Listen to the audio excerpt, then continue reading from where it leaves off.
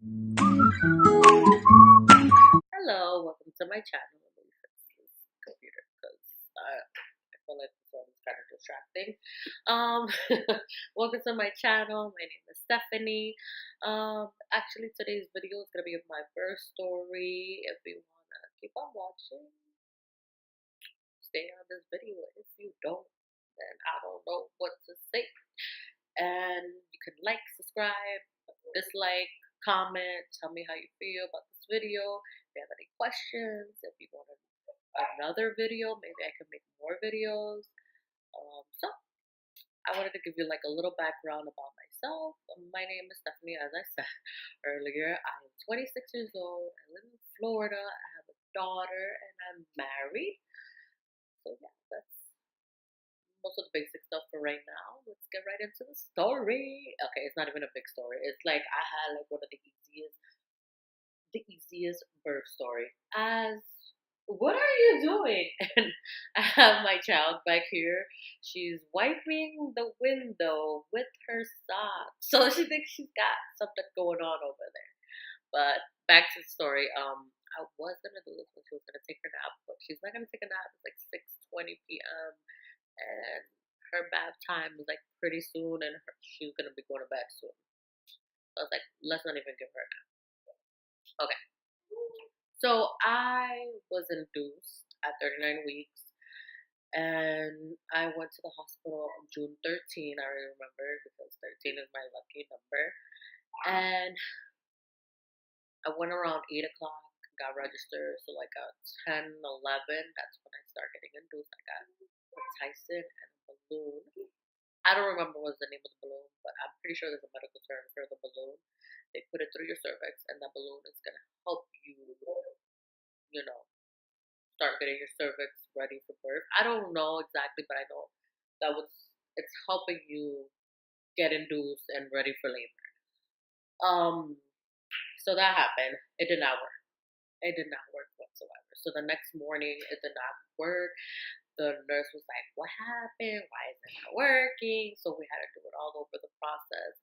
And let me tell you, when you do these cervix checking, like they stick their whole arm up in there. It is the most uncomfortable thing in the universe. And the fact that I wanted to give birth naturally. I didn't want to get a C-section. I wanted to experience the natural, what we are made for to give birth. I know there's some mothers that are not able to give birth naturally, and I respect that. C-section, no C-section, but me personally, I wanted to give birth naturally. C-section is it's a procedure. It's a surgery that you do, and it's totally up to the mother as well, because there's some mother actually schedule their surgery and they get a C-section. But I didn't want to get a C-section. I know the recovery time is way longer than when you give birth naturally. So back to the story. It didn't work. The nurse was like, "We're gonna have to do it again." We went back to the medicine, put Tyson again, and again with the balloon. And this time, the balloon fell off because the balloon was on the floor when I went to go pee. I was laughing. She's like, "No wonder why it didn't work." It was because the balloon is like this long thing that was on the floor. I'm like, I have no idea what happened there. But the second time around, it did not work on June 14. So on June 15, we start the process one more time. My doctor, we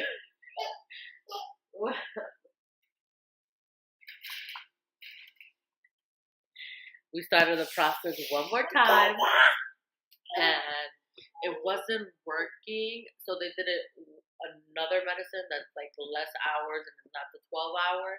I don't remember the names of these medicine. Like it's just I was exhausted already after 2 days in the hospital and nothing was happening. I was like, what's going on here? What's going on here? Why am I not giving birth already? Having my baby in my arms? Like, what is the problem here? So on June 15, around 7 p.m., 8 p.m., I have a new nurse. She gave me new medicine again. And that's when it started to work. my body was like, it's time to get this baby out. I was feeling every contraction. Like, it's the sharpest thing that you can ever feel.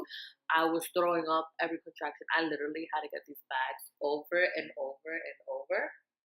And it was just so horrible. These contractions were unbearable. Like, I don't even know how to explain them. It's just so bad. Like, you have to go through it in order to like understand what I'm talking about. So, I was getting contraction. It was coming like every second. It wasn't even like to count that. Forget the watch. Like, it was coming every second. I'm like, get me epidural, please, because I can't handle this. I can't handle this. And I was like, Mom, I don't think I can give birth. I don't know what to do. And I started crying up, and every emotion goes in your body because it's like, it's crazy. I was like, I didn't expect this, but who knows what to expect when you're giving birth. So, that happened. I got my epidural. She came like around later in the night. I don't even remember what time it was. When I got the epidural, my blood pressure was getting really low, and the nurse had to monitor me and the baby all throughout the night. Because when I got this epidural, they put the oxygen mask on my face, and I literally knocked out. Like, I knocked out. I knocked out to the next day. That's how tired I was and how the medicine was working, because I did not feel anything down there. It was numb. And Valerie, well, there goes my daughter. She made a presence into this video. So, like I was saying, I fell asleep. I woke up the next day around 8 something, like almost about to be 9 o'clock. And I was 8 centimeters when I woke up. Like, this is any time right now. And like, this is any time right now. I'm gonna give birth. So, so it took me like, I was getting contraction. It was coming in, and I wasn't feeling absolutely anything because of the epidural. But on the monitor, it was telling me my contractions were coming in like this.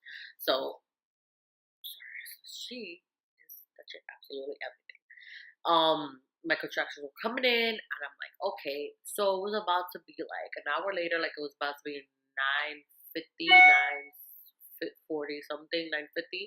I don't know exactly the time because I was just exhausted. So from my sleep that I had like more than a couple of hours. I was feeling this really bad pressure down there. Like, I was ready. I'm gonna be TMY. I was ready to take a poop. I was gonna take a shit. I was like, Ma, I need to take a dump. Like, help me to the bathroom. She's like, no, Missy, you ain't going to the bathroom because you don't want your baby to be born in a toilet. I was like, what do you mean born in the toilet? She's like, that pressure right there is like, you're ready to give birth. And my mom was right. She called the nurse, and my husband was there, my mom was there, my cousin. So they all experienced this beautiful birth of my baby girl. So when that happened, I got in position to get ready to give birth. And let me tell you, it was pretty easy because I pushed like 8 to 10 times. And she wiggled her little self out, and Valerie was born at 9:50 a.m. At 9:50 a.m. And she was 6 pounds, 12 ounces, and she was the most beautiful baby in the whole world. I cried and cried. I cried so much when she was born. Oh, life. You hear that?